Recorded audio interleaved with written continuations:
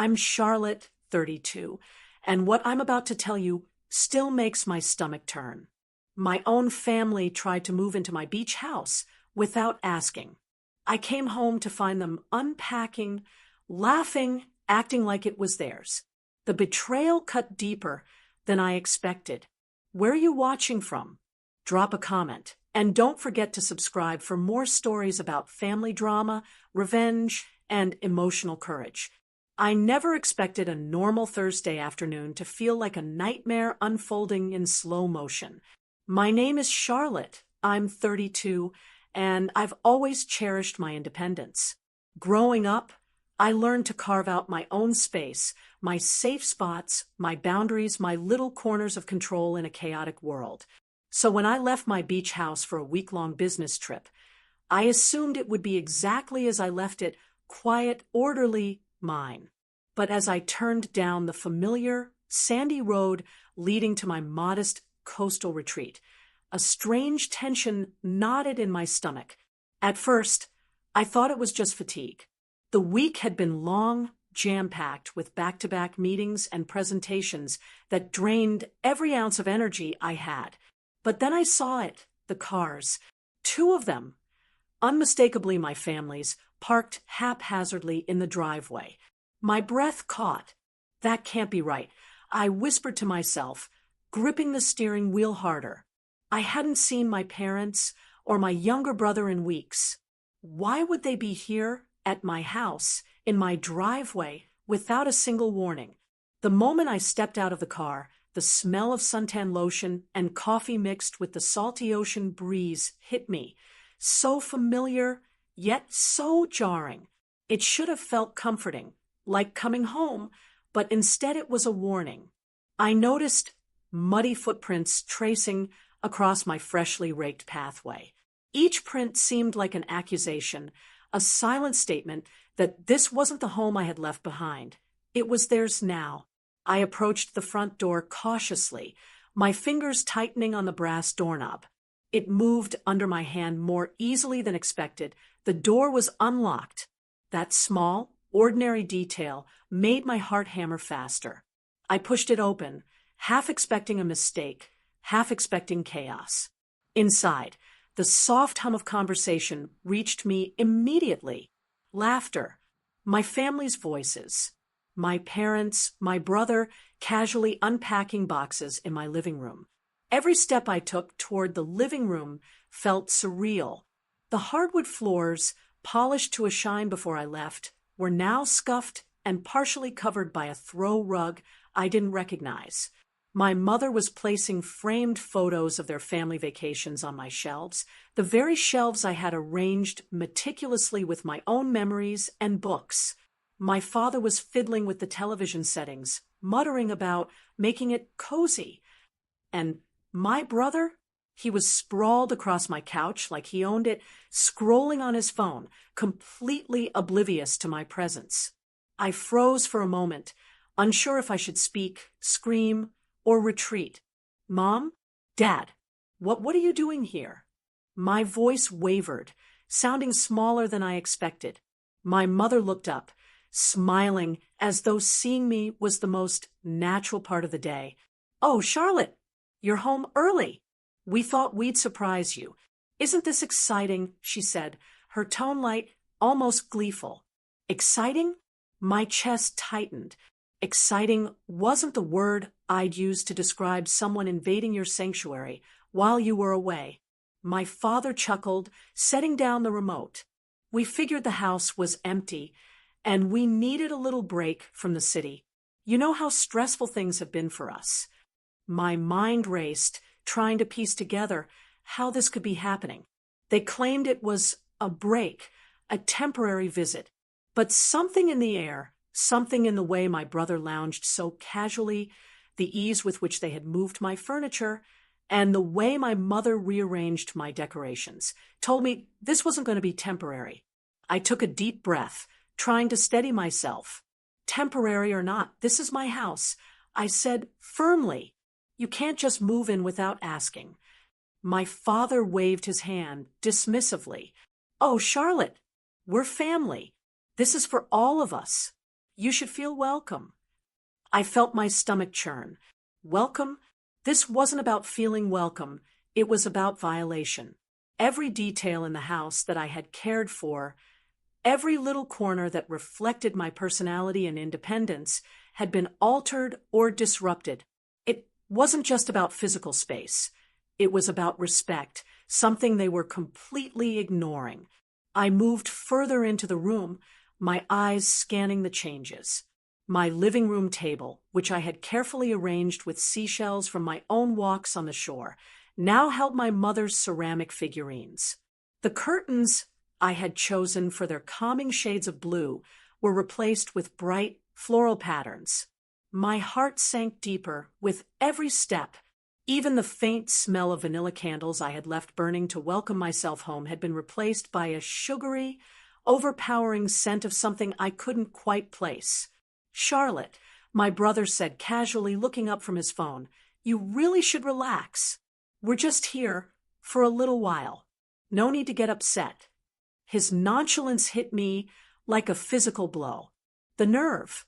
Sitting there as if the house had been his for years, speaking as though I were overreacting. It was infuriating. I felt a surge of anger, but I also knew I had to be careful. Acting rashly in front of them could escalate the situation. I needed to think strategically, observe, and plan my next move. I wandered into the kitchen, noting that my carefully stocked pantry had been ransacked. Ingredients for my favorite recipes were missing or moved, the containers unlabeled. My mother was humming as she arranged mugs in the cupboard, completely unaware, or pretending not to notice, the storm brewing inside me. My father leaned against the counter, chatting about local news, completely oblivious to the emotional upheaval he had caused. I couldn't believe this was happening. I had always thought family meant support, trust, and shared joy. But now, here they were, erasing boundaries I had spent years establishing, claiming a right they had never earned. It was a betrayal, and the sting was sharper than I had imagined. I sat down at the edge of my sofa, trying to calm my racing thoughts. My eyes wandered over the room, taking in the subtle invasions. My mother had rearranged my bookshelf, placing her own novels and magazines among mine. My father had set up a small work desk by the window, cluttering the space I had reserved for my writing. My brother's backpack sat on the floor, shoes kicked off carelessly nearby. The house felt smaller, cluttered, and suffocating, even though physically nothing had changed. The shift was, in the energy, the feeling of intrusion. The place that had once been my sanctuary had become a stage for my family's audacity. I stood and walked toward the sliding glass doors that led to the porch. The view of the ocean should have calmed me, but even the gentle waves seemed tinged with the tension that filled my home. My parents were laughing outside, trying to set up a small seating area with my patio furniture. My brother had grabbed a cooler from the garage, treating it like a weekend getaway he had earned. I swallowed hard, trying to collect myself. I needed clarity. I needed to understand how this happened and why no one thought to ask me before moving in. My mind replayed every conversation we had in the past few weeks. No invitation, no warning, not even a text message. Nothing. "Charlotte," my mother called from the porch, her voice too bright. "Come help us pick where to place the chairs. You'll like this idea. Trust me." I forced a smile, masking the storm inside me.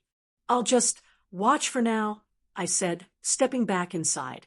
I needed space to think, to plan. I couldn't let my emotions dictate my actions, not when my entire home was at stake. I wandered into my bedroom, which had always been my personal sanctuary. But even here, the invasion was evident. My nightstand had been cleared, my favorite blanket folded differently, and a framed photo of me from college replaced with a family picture that didn't belong in my room. The sense of violation was complete. I had nowhere untouched by their presence. I sank onto the edge of my bed, hands gripping the mattress as if it could anchor me back to the life I had before this intrusion. My thoughts raced. Could I ask them to leave calmly? Should I call someone for advice? Or was it time to take more drastic action? The rational part of me understood that conflict was inevitable, but the emotional part, a raw, trembling part, felt betrayed in a way I had never experienced before. Then came the realization. This wasn't just a temporary visit or a casual oversight. This was a power move, subtle but undeniable. They had tested boundaries, crossed them, and now they were watching to see my reaction. That knowledge made the betrayal sting deeper. I looked around the room one last time before heading back to the living area. My parents were arranging cushions on the couch, smiling at each other, proud of their handiwork. My brother was scrolling through my streaming services, clearly enjoying himself. The audacity, the boldness, it was almost cinematic, almost surreal. But this was real, and I was in it whether I wanted to be or not. I paused in the doorway, breathing slowly, forcing myself to observe rather than react. I needed to assess, to plan, to reclaim control. The house was still mine, legally and emotionally, but I had to act carefully to restore it without destroying the fragile threads of family I still cared about. By the time the sun dipped lower over the horizon, casting golden streaks across the ocean and through my living room windows, I realized one thing with absolute clarity. Nothing would ever feel the same again. The beach house, the place I had built as a refuge, had been infiltrated, tested, and claimed without consent.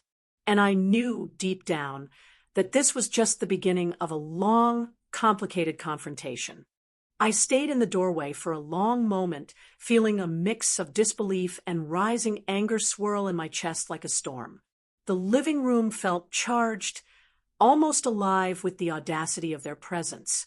My parents and my brother were unaware or pretending not to notice that I was observing them, every movement a silent assault on my nerves. I realized something uncomfortable. This wasn't just about physical space. It was about control, and they were trying to test me. Charlotte, my mother called from across the room, her voice dripping sweetness. Why don't you sit down and help us figure out where to place the rest of the things? I thought it would be fun to redecorate a bit while you were away. Fun. My blood ran cold.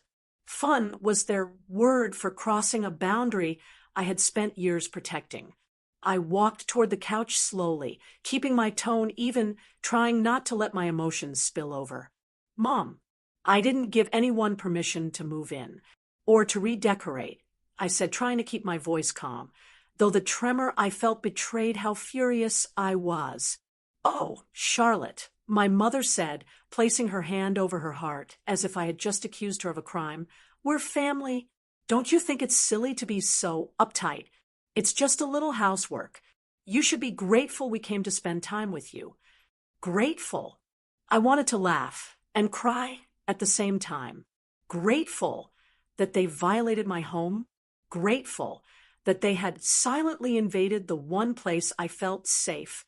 I could feel the tension coiling in my shoulders like a living thing, pressing me into a posture of alert readiness. My brother stretched lazily on the couch, one leg dangling over the armrest.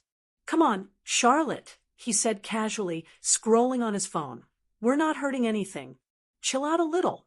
You don't need to act like this is some emergency. I wanted to shake him, to force him to understand that this was not just about objects or furniture. This was about respect, something they were either too blind or too arrogant to understand.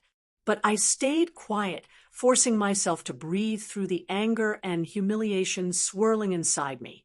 I had learned painfully that emotional reactions in front of manipulative family members could be weaponized against me. I moved into the kitchen to grab a glass of water, hoping the cool liquid would calm my raging thoughts. But the intrusion was everywhere. The scent of their presence lingered, mingling with the vanilla candles I had purchased myself. It was subtle, yet unmistakable, a reminder that I was not alone in the space I had created. My father leaned against the counter, chatting idly about neighborhood news, as if we were all enjoying a casual, friendly afternoon. But his relaxed posture and easy tone only made my stomach twist tighter. It was a deliberate contrast to the tension I felt, as if he were daring me to react. I took a sip of water, then set the glass down with a little more force than necessary. "I need to understand something," I said, keeping my eyes fixed on my father. "Why would you think it's acceptable to just move in like this? Did you think I wouldn't come back?" He shrugged, offering a small, rehearsed smile. "We just thought you were busy. You never said anything about needing privacy this week, so we assumed. Assumed. The word grated on my nerves. Assumed that my house, my personal sanctuary, was automatically theirs for the taking." My mother joined in, her voice soothing, but with an edge I had come to recognize over years of subtle manipulation. "Charlotte, you're always so serious. Can't you just let us enjoy the house? We're your family. We love you." Love. It was another word used like a weapon, a subtle guilt trip to make me question my own reaction. I felt a mix of sadness and fury wash over me. Sadness because I wanted to believe them, and fury because I knew this was not love in action. It was control disguised as affection. I needed air, so I stepped out onto the porch, letting the ocean breeze brush against my face. The waves should have calmed me, but all I could feel was the weight of betrayal. My parents were still inside, oblivious or uncaring, and my brother's laughter floated out through the open door. Even the seagulls seemed louder, as if mocking me. I sank into one of the porch chairs, closing my eyes and counting to 10, 15, 20. I thought about every conversation we'd had recently, trying to pinpoint the moment when their entitlement had become so blatant. And then I remembered the casual text from my mother a week ago, asking if she could stop by for a few days. I had said no, not a maybe, not an okay if you want, a clear, firm no. And still, here they were. The realization hit me harder than anything else. This was deliberate. Every small action, the rearranged furniture, the unpacked boxes, the casual, teasing laughter, was a test, a challenge, and a manipulation all in one. They wanted to see if I would assert myself or fold under guilt. I took a deep breath and walked back inside. The air inside felt heavier now, charged with the unspoken tension between us. My mother was still arranging my books, slipping in her own titles among mine, while my father tinkered with the stereo system. My brother lounged on the couch, feet on the coffee table, looking completely comfortable. I felt my voice tighten as I spoke. "I need you all to stop. This isn't a visit. This is my home, and you've crossed a line." My mother's smile didn't falter. "Charlotte, don't be so dramatic. We're family. We can't hurt the house. We're just trying to enjoy it together." "Enjoy it together," I repeated, my voice sharper this time. "You mean enjoy it without me asking, without my consent, without respect for my space or my life?" My brother chuckled, leaning back. "She's being overdramatic again, Mom. It's just a house." I wanted to scream. Just a house. To him, maybe, but to me, it was everything. My refuge, my quiet place after long days, my safe space. Every corner held memories I had carefully curated, memories they were now trivializing. I moved toward the living room again, noticing the subtle ways they had infiltrated even the smallest areas. My writing desk, the one I used to pour out thoughts I shared with no one, had been cleared and replaced with a stack of their mail. My personal journals, normally locked in a drawer, had been moved to the top shelf. Even my favorite throw pillows had been replaced with cushions they chose. I felt a pang of grief, mixed with anger. This wasn't just a physical invasion. It was emotional. Every small detail, every subtle change chipped away at my sense of control and belonging. I had to reclaim not just my house, but my emotional sanctuary. I glanced at the clock. They had been there for hours, oblivious to the tension I carried. My heart raced as I tried to find the right words, the right strategy. Confrontation seemed necessary, but it had to be precise. I couldn't allow my emotions to make me reckless. Then my mother's voice cut through the silence, soft but insistent. "Charlotte, I know you think we're overstepping, but we just wanted to spend time with you. Don't you want that too?" Her words were coated with subtle guilt, an attempt to flip the emotional script. I felt the old patterns stir inside me, the pull of obligation, the desire to keep peace, but I pushed it aside. "Not this time. I do want to spend time with you," I said carefully, "but not like this. Not by taking over my home and pretending it's yours. This is my space. I need you to respect that." My father shook his head, frowning, clearly frustrated. "Charlotte, you're making a mountain out of a molehill. We're family. We have a right to be here. You're too rigid." I felt the surge of anger, but also clarity. Rigidity? No. Boundaries. That's what this was. And I realized in a cold, sharp moment of understanding that I couldn't rely on appeals to reason or guilt. This was bigger than a conversation. This was about asserting my independence, my right to control my own life, my own space. I paused, looking at each of them. The familiar faces that now felt almost alien, so intertwined with manipulation and subtle emotional warfare. The laughter, the casual movements, the so-called fun, they were all part of an ambush designed to destabilize me, to see if I would falter under emotional pressure. And I wouldn't. The first step was clear: observe, plan, and act.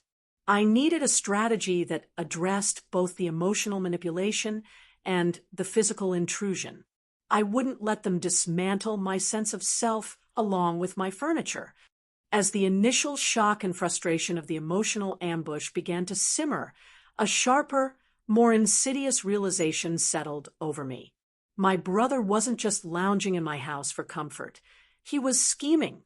I didn't know the full extent yet, but the subtle glances, the sly smirks when my parents weren't looking, the way he casually moved things around as if he were testing the waters, it all pointed to something deliberate. He had a plan, and I had no idea how far it went. I watched him as he reached for the bookshelf, pretending to dust the shelves. My eyes narrowed. That wasn't just dusting. He was shifting my belongings, placing his own items subtly among mine. A stack of magazines he'd grabbed from the living room table was now wedged between my carefully organized journals. Even the way he positioned his coffee mug, slightly crooked on my desk, felt calculated. It was as though he were marking territory. "Charlotte, can you grab that photo frame for me?" he called casually, holding up a frame of my childhood vacation with my parents. His tone was light, almost playful, but I could feel the undercurrent. It wasn't a request. It was a test to see if I'd comply without protest. I clenched my jaw and replied evenly, "I'd rather not. You're handling my things without permission. Please put it down." He gave me a look that was part amusement, part irritation. "Wow, you're still so uptight. I thought you'd be happy. We're making the place livable." "Livable?" I repeated, my voice tighter than I intended. "It's my space. Making it livable for yourselves doesn't make it okay to just take it over." He shrugged, but the smirk lingered. I felt my pulse spike. This was more than arrogance. This was manipulation. He was testing boundaries, seeing just how much he could get away with before I reacted. I realized with a sinking feeling that my brother had been planning this behind the scenes. He had a spare key. I knew it now. There was no other explanation for how they had entered so quietly, set up shop, and acted as if this was their rightful home. I needed to gather information before confronting him directly. I decided to check my office, the one room I'd made almost untouchable. As I entered, I noticed the drawer that usually held my private documents slightly ajar. My heart sank. I walked over cautiously and opened it fully. Some of my folders were moved. A few papers that I had left neatly stacked were now scattered. It was subtle, but the implication was clear. He had been rifling through my personal belongings. A cold shiver ran down my spine. I had always known my brother could be mischievous, even entitled at times, but this felt different. Calculated, deliberate, intrusive. He wasn't just seeking comfort. He was staking a claim, slowly undermining my control of my own home. As I scanned the room, I noticed something else. A piece of paper I hadn't recognized before, tucked under a stack of magazines. It was a note in my brother's handwriting. If she finds out we moved in, act like we're just visiting. Don't let her see the list. My stomach churned. A list? What list? My brother had been planning, taking notes, mapping out actions to manipulate the situation further. My hands shook slightly as I read and reread the words. This was no longer just about entitlement or carelessness. It was scheming. I turned to the living room quietly, trying not to alert him. My parents were chatting idly by the window, pretending everything was ordinary. My brother, unaware that I had discovered the note, was hunched over the coffee table, scribbling something down. Every motion of his seemed intentional, measured, designed to make me feel unsettled. I stepped closer and asked, my voice low but firm, "What are you writing there?" He looked up, feigning innocence. Nothing important, just some notes about the garden, planning a little landscaping while we're here. But the lying felt clumsy, even to me. I had known him my entire life, and the subtle tells were impossible to miss. The way his eyes darted toward the kitchen where our parents were, the way his fingers fidgeted with the pen, the faint smirk that tried to vanish too quickly. He was trying to create a web of deception. I realized then that this emotional ambush was twofold. My parents were the overt manipulators, relying on charm and guilt, but my brother was the covert one. He was the one quietly plotting, moving pieces, observing reactions, and ensuring I remained off balance. I needed to be strategic. Acting too soon could give him the advantage. I couldn't confront him recklessly. I had to document, observe, and find a way to turn the situation to my favor. I decided to engage him, subtly testing his reactions. "So, you've been making lists while I was gone?" I asked casually, trying to keep my tone neutral. His smirk widened. "Lists? No, Charlotte. I was just keeping track of things we might need. Tracking things for yourself." I pressed, leaning closer. "Or for the house?" He hesitated, a flicker of annoyance passing over his face. "Both. I mean, it's not a big deal. You're making it sound worse than it is." I nodded, masking my suspicion with mild curiosity. "Interesting. I wonder what's on your list. Then, can I see it?" His fingers tightened on the pen. "Why? You don't need to worry about it." "Really?" That was confirmation enough. He wasn't just careless. He was deliberately withholding information, controlling access to what he was planning. My heart raced. The emotional ambush was evolving into something more dangerous, deception and secrecy. I stepped away slowly, pretending to glance out the window. I could feel his eyes following me, tracking my every subtle movement. He was assessing my reactions, reading me like a book, and I hated that he had that power. The realization hit me hard. My brother had always been competitive, but this time it was personal. He wanted to assert dominance in my sanctuary, to test limits, to manipulate and unsettle me emotionally. I decided to watch him more closely, pretending to leave the room. From the corner of my eye, I saw him slip a small envelope under a cushion on the couch. a secret document, likely related to his plans for the house. My pulse quickened. This wasn't just observation, it was premeditation. I needed proof, and I needed leverage. But how could I confront someone who was so sly, so practiced in hiding intentions? My parents were oblivious to this layer of scheming, which complicated things further. They were both the shield and the distraction. I crouched quietly near the coffee table, pretending to adjust a magazine while my brother returned to his phone. Slowly, I edged the cushion, careful not to reveal my awareness. Underneath, I found receipts, small notes, and scribbled plans.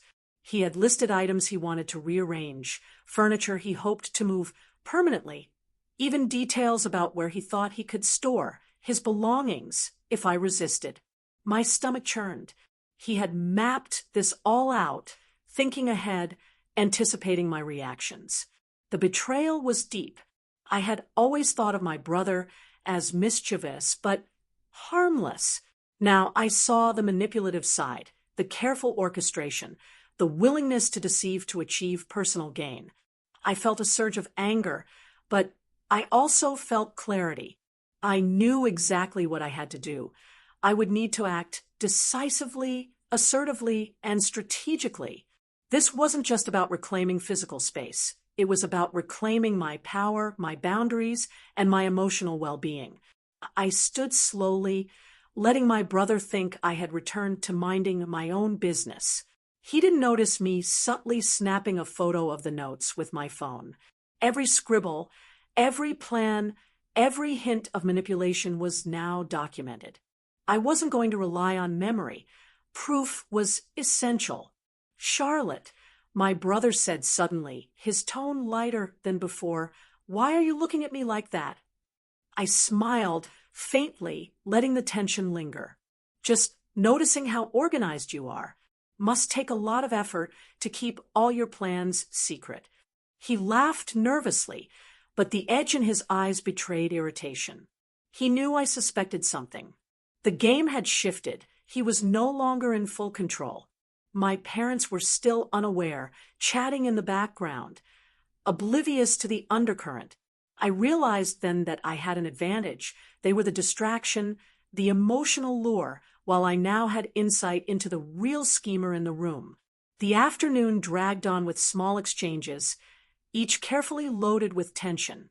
My brother made subtle moves, placing items where I couldn't easily access them, pretending to fix small things around the house, asking for assistance with minor tasks, all designed to keep me reactive, unsettled, and slightly off balance.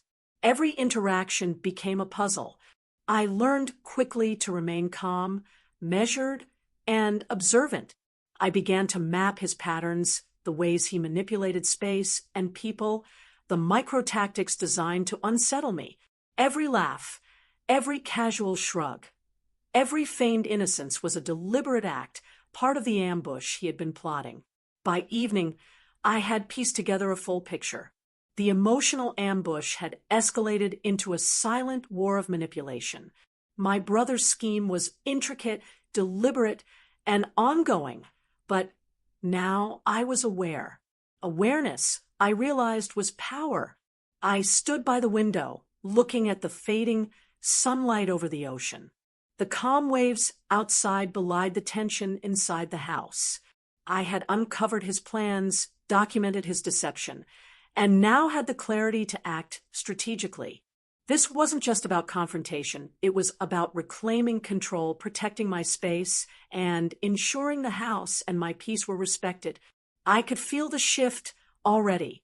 The subtle smile he had worn all day began to falter slightly. He sensed my awareness, the fact that I had not fallen for his schemes. The dynamic had changed, and I felt a quiet satisfaction in knowing that while the ambush had been carefully orchestrated, it had not gone unnoticed. By the time night fell over the beach, I knew I couldn't delay any longer.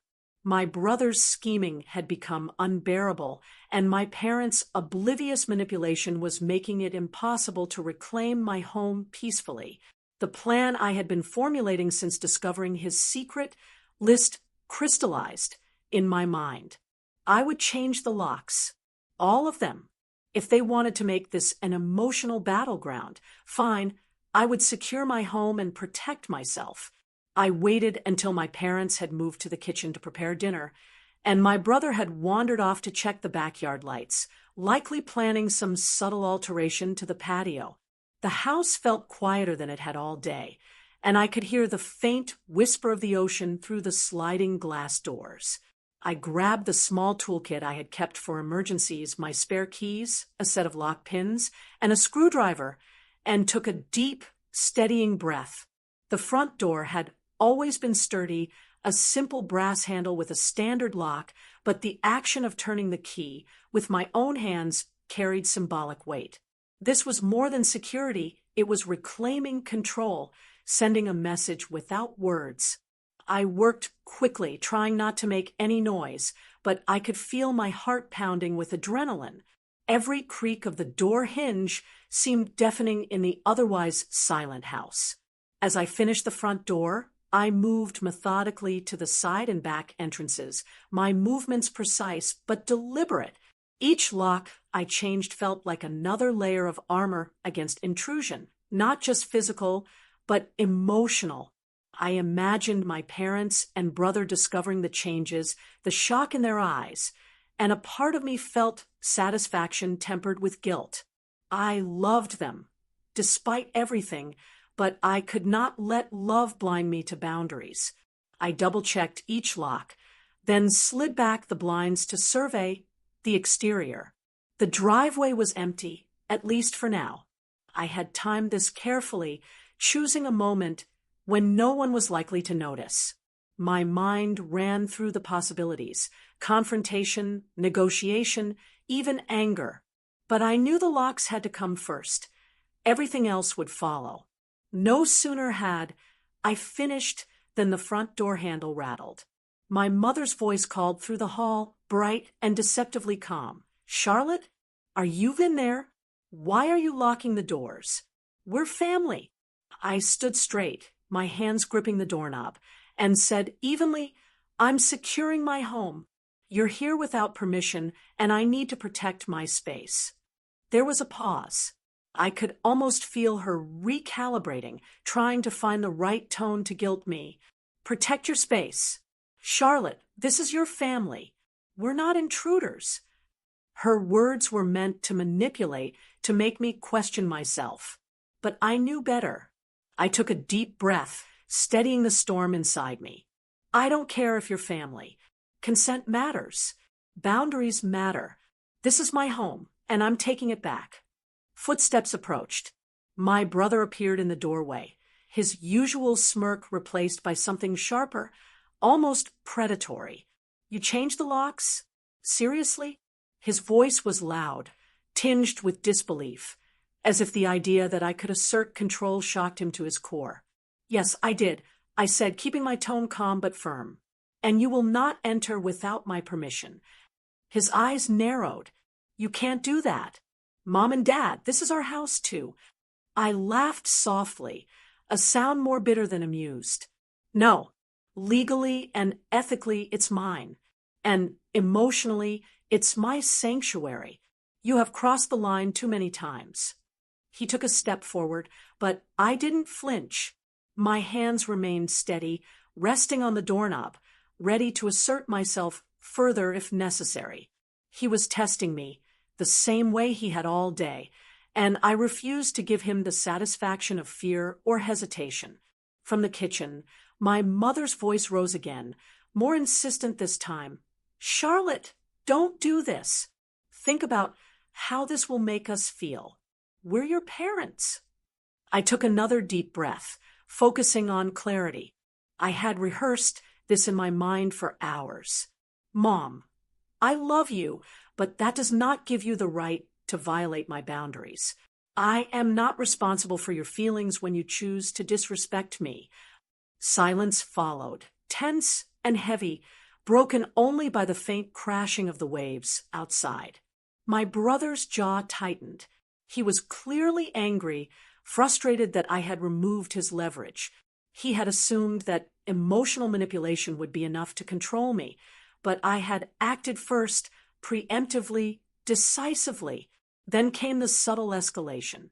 My brother leaned against the doorway, trying to make himself look larger, more imposing. "You're making this personal, Charlotte. Why can't you just let it go? We're family. We don't need all this drama." I didn't flinch. Instead, I tilted my head slightly, studying him as one might study an opponent. "Let it go." I echoed.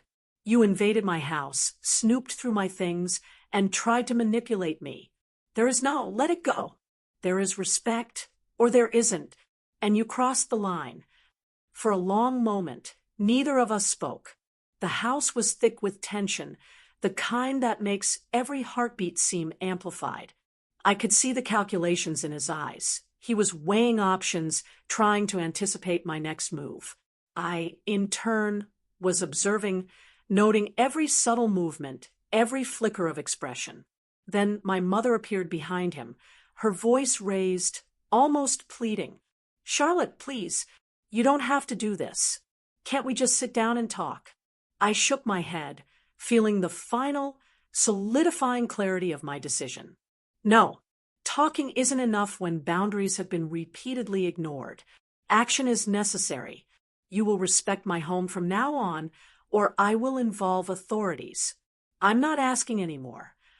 My brother's smirk faded, replaced by a mix of shock and barely concealed anger. He opened his mouth to argue, but I interrupted him with a firm, controlled voice. "I'm done explaining. This house is mine, and you are leaving or you are staying away." For the first time that day, I sensed hesitation in him. The psychological edge he had relied on, confidence, charm, entitlement, was gone. I had removed his leverage, and he knew it. The dynamic had shifted. I stepped closer to the door, confident and calm, letting the weight of my presence fill the room. My parents remained behind him, uncertain, their pleas softening into uneasy silence.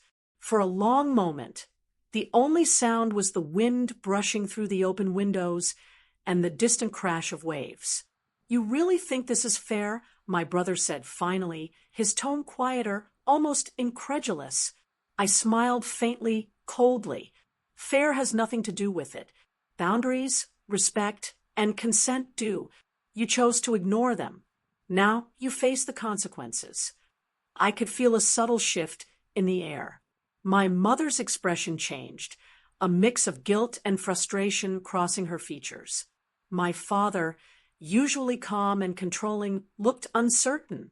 My brother's chest heaved slightly, tension radiating from him in waves. The locks were more than metal. They were a symbol, a boundary that couldn't be crossed without acknowledgement. As the hours passed, I realized this confrontation wasn't just about reclaiming physical control. It was an emotional reckoning. I had stood firm, faced their combined manipulation, and refused to be bullied or guilted into submission. The locks weren't just a physical barrier. They were the first act of self-preservation, a declaration that I would no longer allow emotional ambushes to dictate my life. Later, when the night grew quiet and my parents retired to the guest room, unsure how to proceed, and my brother slouched on the couch in resigned silence, I felt the weight of the day settle in. The house was mine again, not just legally, but emotionally. I had reclaimed my space, and in doing so, a piece of myself I thought had been eroded by years of subtle manipulation. I walked slowly through each room, touching the furniture, checking the locks again, making sure nothing was overlooked. Every latch, every door, every window now represented safety, control, and respect. For the first time in hours, I could breathe freely, even as the echoes of the day's confrontation lingered. By the time the moon cast its silvery glow across the ocean, illuminating the house I had fought to reclaim, I felt a quiet but undeniable sense of triumph. The showdown had been intense, emotional, and draining, but I had survived, and more importantly, I had asserted my right to protect myself. It wasn't about revenge. Not really. It was about respect, boundaries, and the courage to stand firm even when those you love try to test your limits. And as I locked the final door, I knew that the night, though tense and emotionally exhausting, had marked a turning point. I had taken the first true step towards safeguarding my peace, my home, and my sanity. The night after the showdown, I sat in my living room, the cool ocean breeze drifting through the open windows. For the first time in days, maybe weeks, the house felt like mine again. The locks were secure, the intrusions halted, but the echoes of tension still lingered in every corner. I sank into the sofa, letting my body relax for the first time, and allowed myself to reflect. This wasn't just about doors and keys. It was about reclaiming my life, my autonomy, and the dignity that had been chipped away by those I trusted most. I glanced around at the furniture, my belongings carefully arranged once more. The slight displacement caused by my family's intrusion no longer angered me. It reminded me of how far I had come. Each book back in its place, each journal closed and secured, each photograph restored to its original position. It was a physical affirmation of my boundaries. This wasn't just tidying up. It was a reclaiming ritual. The moonlight spilled across the floor, illuminating the small imperfections, the cushions slightly askew, a faint smudge on the kitchen counter, but they no longer mattered. I realized that perfection had never been the goal. Control, respect, and self-assertion were. I had reestablished them, and the sense of relief was deeper than any material comfort could provide. I walked slowly through each room, touching surfaces I hadn't dared to touch freely while my family was present. The living room, my sanctuary for quiet evenings, felt warmer, more alive.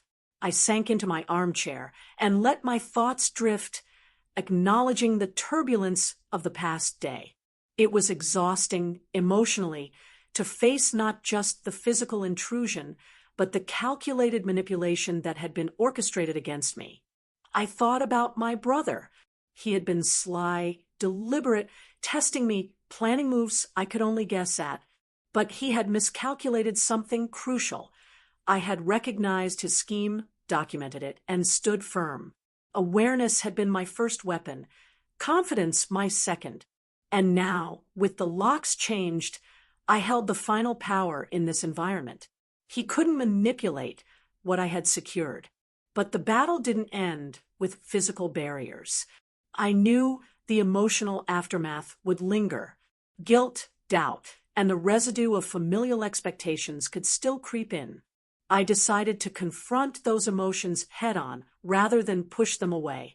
Sitting on the porch, the salt air brushing my cheeks, I began to journal, putting words to the feelings I had suppressed for years, feelings of frustration, anger, sadness, and ultimately empowerment. Writing became a form of reclamation itself. Every sentence asserted my perspective, my right to self-respect, and my refusal to let manipulation dictate my life. The next morning, I woke early, the sun spilling golden light across the living room. I noticed details that had gone unnoticed in the haze of confrontation. The small seashell collection on the windowsill, the gentle sway of the curtain in the breeze, the sound of birds outside. The house was alive, and it felt like an extension of my inner world. I realized then that reclaiming space wasn't just about locks or furniture. It was about restoring my connection to my own life, my environment, and my sense of self. I decided to take another step. My parents and brother were still there, lingering, unsure how to respond to my newfound firmness. I called my parents into the kitchen, keeping my tone calm but authoritative. "We need to talk," I said, and for the first time, I felt the weight of authority shift firmly onto me. My mother looked hesitant, her usual confident demeanor faltering slightly. "Charlotte, we didn't mean any harm," she began, but I held up a hand, signaling that I needed her to listen fully. "I understand that," I said carefully, "but intention does not erase impact. You crossed boundaries, and that's not acceptable. This is my house, my space, my life. From now on, that will be respected. My father shifted uncomfortably, his eyes darting to my brother. He wanted to defend his position, to assert that family meant entitlement, but I could see hesitation in him now. My words had struck a chord. My calm authority had disrupted the familiar dynamics. I continued, keeping my tone firm, yet not harsh. I love you, but love does not give permission to manipulate or control. Boundaries exist, even with family, and I am reclaiming mine. Silence followed, the kind of silence that stretches thin and heavy, filled with unspoken acknowledgement. I realized then that reclaiming self-worth wasn't just about asserting control over the house. It was about asserting control over how I allowed others to treat me emotionally. It was about drawing lines and expecting them to be honored, no matter how uncomfortable that made others feel. Later that afternoon, I walked along the shoreline, feeling the sand between my toes and letting the rhythmic crash of the waves soothe my mind.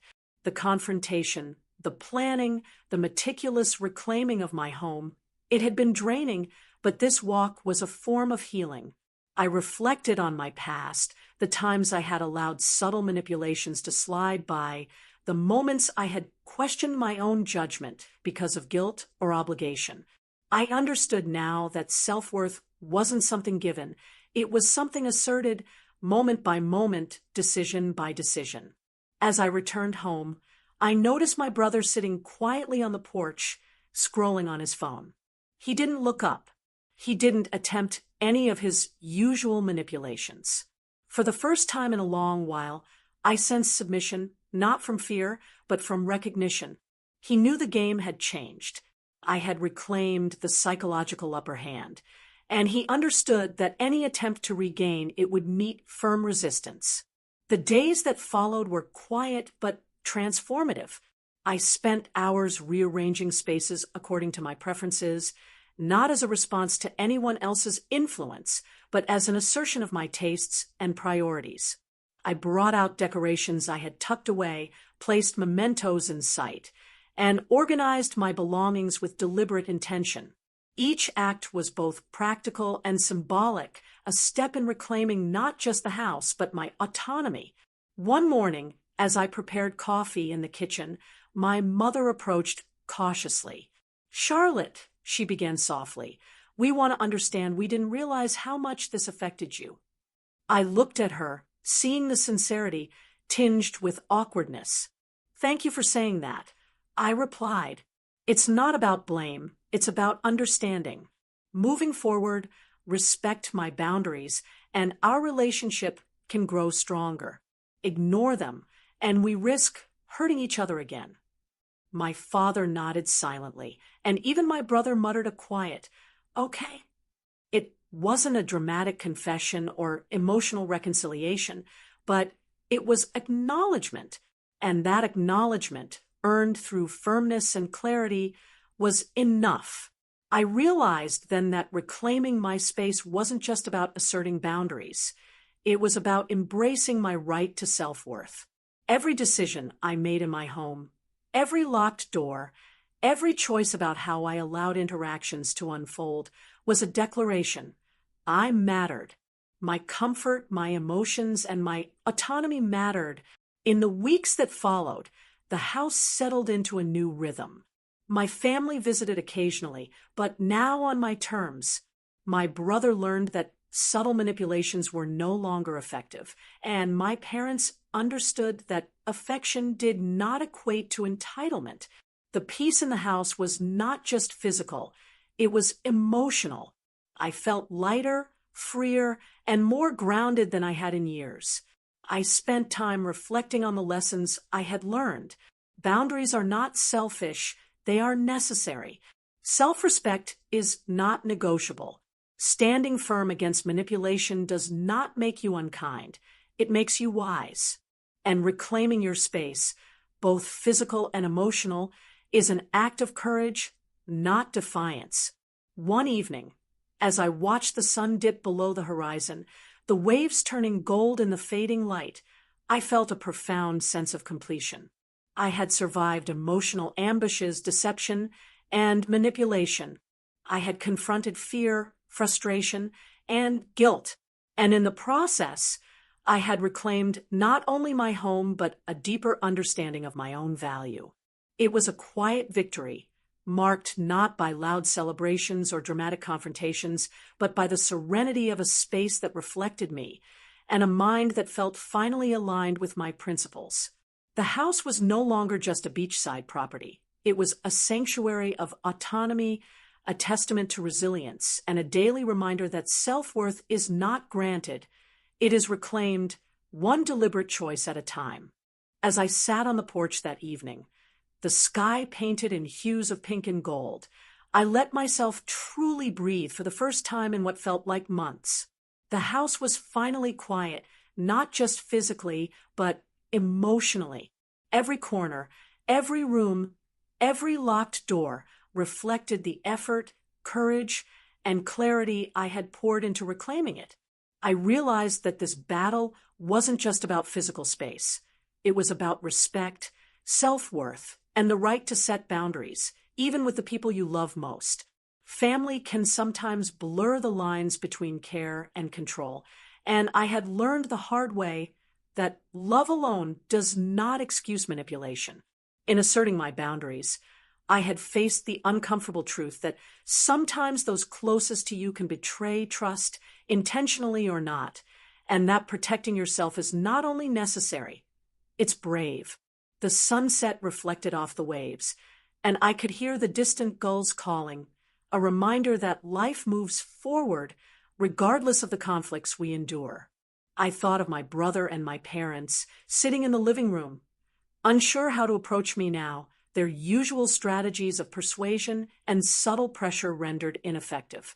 I had changed the dynamic, not with anger or revenge, but with calm determination and careful, deliberate action. The locks, the documentation, the quiet but firm confrontations, they were symbols, yes, but they were also lessons I had learned and applied. This was the culmination of every small act of awareness, courage, and self-respect I had refused to compromise. I reflected on what this experience had taught me about myself. I realized that my sense of self-worth was not something I could delegate to others, not even family.